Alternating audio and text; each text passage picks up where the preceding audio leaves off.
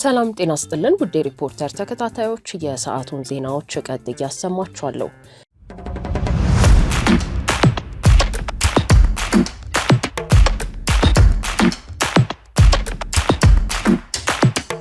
የሲቢ አካውንት ብቻ ነው እንዲያለ አሁንማ እድሜ ለሲቢ የነጋዴዎች QR ኮድ ሲስተም ለማንኛውም የክፍያ አማራጮች QRውን በቀላሉ ስካን በማድረግ ብቻ ወደ ሲቢ አካውንት መላክ ትችላለህ።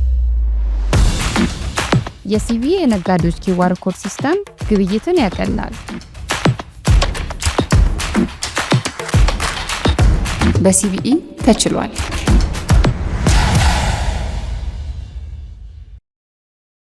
የማዕከላዊ ኢትዮጵያ ክልላዊ መንግስት የዜጎች የመደራጀትና የፖለቲካ ፓርቲ መመስረት መብትን በመጣስ ከቦርዱ ማስጠንቀቂያ ተሰጠው።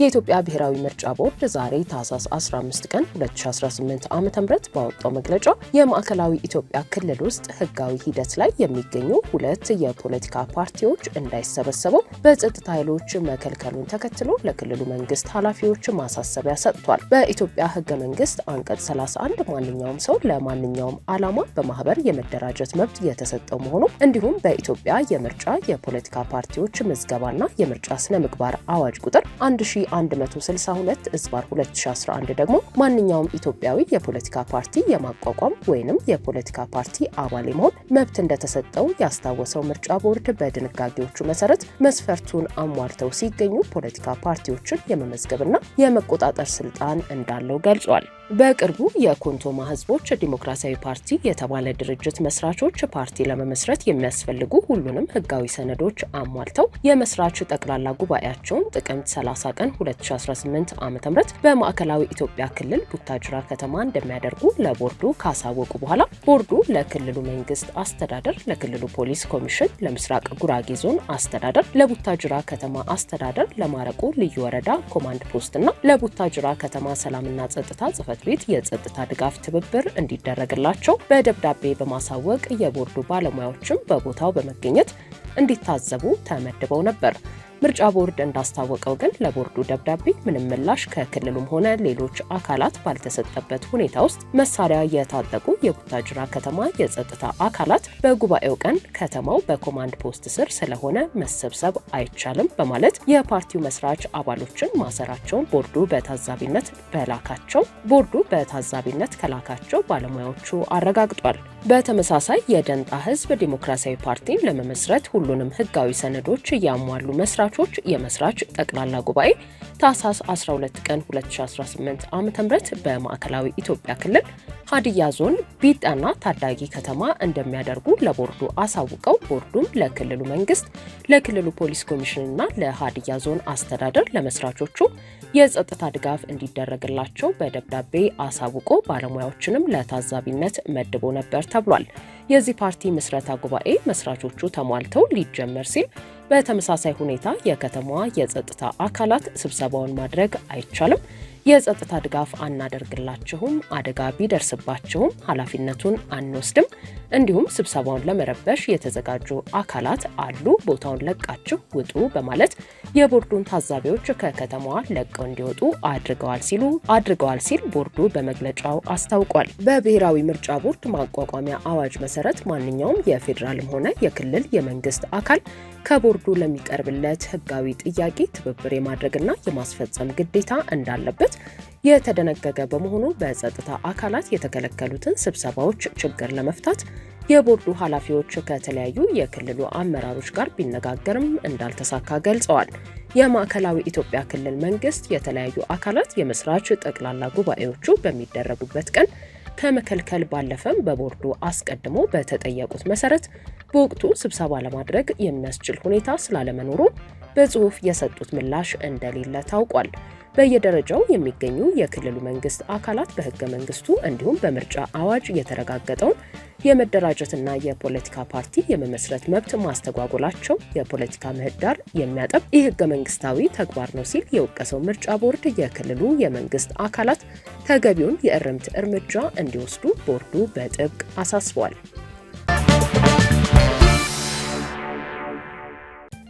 በጋምቤላ ክልል በተቀሰቀሰው ግጭት ሳቢያ እርዳታን ማቅረብ እንዳልተቻለ የተመድ የስደተኞች ኮሚሽን አስታወቀ። የተባበሩት መንግስታት ድርጅት የስደተኞች ኮሚሽን እንዳስታወቀው በጋምቤላ የተለያዩ አካባቢዎች የተቀሰቀሰውን ግጭት ተከትሎ በክልሉ ለሚገኙ የደቡብ ሱዳን ስደተኞች የምግብ ስርጭትና የውሃ አቅርቦት በጊዜያዊነት ተቋርጧል።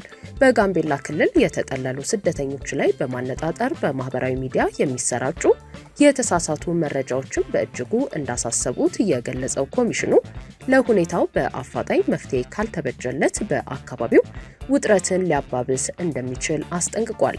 የጥገኝነት ሲቪልና ሰብአዊ መብቶች ለድርድር የማይቀርቡ መርሆች መሆናቸውን ጠቅሶ በትጥቅ እንቅስቃሴ ውስጥ ሲሳተፍ የተገኘ ማንኛውም ግለሰብ በሀገሩ ሕግ መሰረት ተጠያቂ እንደሚሆን አመልክቷል። ከሰሞኑ በተለያዩ የማህበራዊ ትስስር ገጾች የተሰራጩ መረጃዎች በግጭቱ ውስጥ የደቡብ ሱዳን ስደተኞች ተሳታፊ ስለመሆናቸው ሲገለጽ የቆየ ሲሆን ኮሚሽኑ ግን በመግለጫው ስደተኞች ላይ ያነጣጠሩ የተሳሳቱ መረጃዎች መሰራጨታቸውን ቢገልጽም ስለ መረጃዎቹ ምንነት በግልጽ አላብራራም። ይህ በእንዲህ እንዳለ በጋምቤላ ከተማ የተለያዩ የህብረተሰብ ክፍሎች የተሳተፉበት በወቅታዊ የጸጥታ ሁኔታዎች ዙሪያ የውይይት መድረክ መካሄዱን የክልሉ ኮሚኒኬሽን ቢሮ አስታውቋል። በወቅቱም የክልሉ ምክትል ርዕሰ መስተዳድርና የከተማና መሰረተ ልማት ቢሮ ኃላፊ ዶክተር ጋትሏክ ሮን በክልሉ በተለያዩ ወረዳዎች በተከሰተው ግጭት በርካታ ጉዳት መድረሱን ገልጸዋል። የተከሰተውን ግጭት ለመፍታት እንደ መንግስት የተለያዩ ስራዎች እየተሰሩ እንደሆነ ገልጸው ሰላሙን ለማምጣት በሚደረገው ጥረት ሁሉም የድርሻቸውን ማበርከት እንዳለባቸው ተናግረዋል። በግጭቱ ምክንያት የተፈናቀሉ ወገኖች ወደ ቀያቸው ለመመለስና መደበኛ ስራቸውን እንዲያከናውኑ ለማድረግ የክልሉ መንግስት ትኩረት ሰጥቶ እየሰራበት እንደሆነ ጨምረው ገልጸዋል። የክልሉ ምክር ቤት ዋና አፈ ጉባኤ ወይዘሮ መሰረት ማቴዎስ በበኩላቸው መቼም ቢሆን አንዱ ብሔር የሌላኛው ጠላት ሊሆን አይችልም ብለዋል። ይልቁንስ የጋራ ጠላት የሆነውን ድህነትና ኋላቀርነትን በአንድነት ልንዋጋ ይገባል ብለዋል። ግጭት እየፈጠሩ ያሉት የየትኛውም ብሔረሰብ ወኪል ያልሆኑ ግለሰቦች ስለሆኑ እነዚህ ግለሰቦች ደግሞ የጋምቤላን ሰላም የማይፈልጉ ኃይሎች በመሆናቸው በጋራ ልንከላከላቸው ይገባል ያሉት አመራሮቹ በውይይቱ ላይ የተገኙ የሃይማኖት አባቶች የሰላም ዋጋው ትልቅ መሆኑን የገለጹ ሲሆን በየትኛውም ማህበረሰብ የሚገኙ የሃይማኖት መሪዎች ሰላም እንዲመጣ ጸሎት እንዲያደርጉና የሚመሩትን ምዕመን ሁልጊዜም ስለ ሰላም መስበክ እንዳለባቸው ተናግረዋል።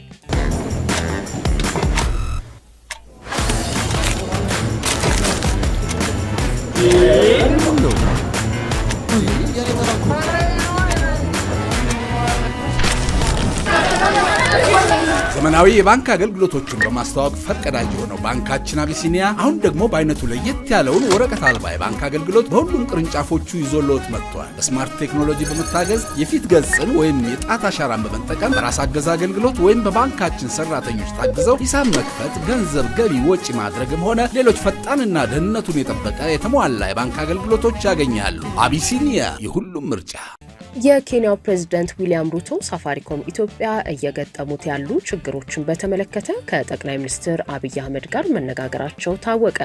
ለአንድ ቀን ይፋዊ የስራ ጉብኝት ወደ አዲስ አበባ ገብተው ከጠቅላይ ሚኒስትር አብይ አህመድ ጋር የተወያዩት የኬንያው ፕሬዝዳንት ዊሊያም ሩቶ በቆይታቸው የሳፋሪኮምና ኢትዮ ቴሌኮም ትብብርን በተመለከተ እንደተወያዩ ይፋ የተደረገ ሲሆን የዓለም ባንክን ጨምሮ በቅርቡ ራሱ ሳፋሪኮም ኢትዮጵያ ከገበያ ውድድሩ እንዲሁም ከመንግስታዊው ኢትዮ ቴሌኮም ጋር በተያያዘ የተነሱ ተግዳሮቶች ላይ መሪዎቹ እንደተወያዩ ምንጮች ገልጸዋል።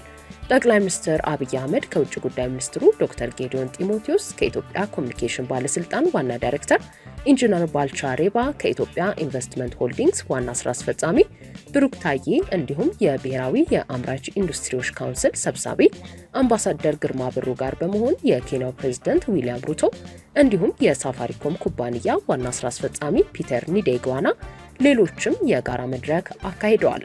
የኬንያው ፕሬዝዳንት በማህበራዊ ትስስር ገጻቸው እንዳሰፈሩት በኢትዮጵያ ቆይታቸው ከሌሎች ቁልፍ ጉዳዮች በተጨማሪ ኢትዮ ቴሌኮምና ሳፋሪኮም በኬንያና በኢትዮጵያ መንግስታት ሙሉ ድጋፍ በቀጠናዊ ገበያ ላይ ስትራቴጂያዊ የጋራ ኢንቨስትመንት አማራጮችን ለመደገፍ ተስማምተዋል። ከጥቂት ሳምንታት በፊት የሳፋሪኮም ኢትዮጵያ የሞባይል ገንዘብ መጠቀሚያ የሆነው ኤምፔሳ ኢትዮጵያ ኤምፔሳ ለሁሉም የተባለ በማንኛውም ሲም ካርድ አገልግሎት መስጠት የሚያስችል የዲጂታል ፋይናንስ አገልግሎት መተግበሪያን ከኢትዮጵያ ብሔራዊ ባንክና ከኢንፎርሜሽን መረብ ደህንነት አስተዳደር ተገቢውን ፍቃድ አግኝቶ ስራ ቢያስጀምርም በራሳቸው ፍቃድ የተመዘገቡ የኢትዮ ቴሌኮም ደንበኞች አገልግሎቱን በኢትዮ ቴሌኮም ዳታ ተጠቅመው እንዳያገኙ ወደ መተግበሪያው መግባትና ገንዘባቸውን ማንቀሳቀስ እንዳይችሉ እገዳ ተጥሎባቸዋል ሲል ወቀሳ ማቅረቡ አይዘነጋም።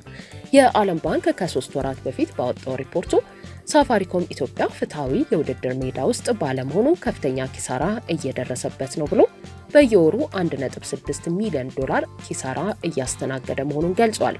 በመንግስታዊው ግዙፉ ኢትዮ ቴሌኮም እና በቅርቡ ገበያውን በተቀላቀለው ሳፋሪኮም ኢትዮጵያ መካከል ያለው ያልተስተካከለ የውድድር ሜዳ አሳሳቢ ነው ሲል ሪፖርትም አውጥቶ ነበር። የዓለም ባንክ በዚሁ ሪፖርቱ በመንግስት ስር ያሉ ድርጅቶች የሞባይል ገንዘብ ክፍያና ዝውውር ትኩረት ይሻል ያለው የግምገማ ሪፖርት ኢትዮ ቴሌኮም በተወዳዳሪው ሳፋሪኮም ኢትዮጵያ የሞባይል ገንዘብ መገልገያ የሆነውን ኤምፔሳ ላይ እገዳ አድርጎ እንደነበር በመግለጽ አሳስቦ ኢትዮ ቴሌኮምም ውድድሩ ላይ ጫና አሳድሯል ሲል መውቀሱ አይዘነጋም። ውድ ሪፖርተር ተከታታዮች የሰዓቱ ዜናዎቻችን እነዚህ ነበሩ። ስላደመጣችሁን ከልብ እናመሰግናለን።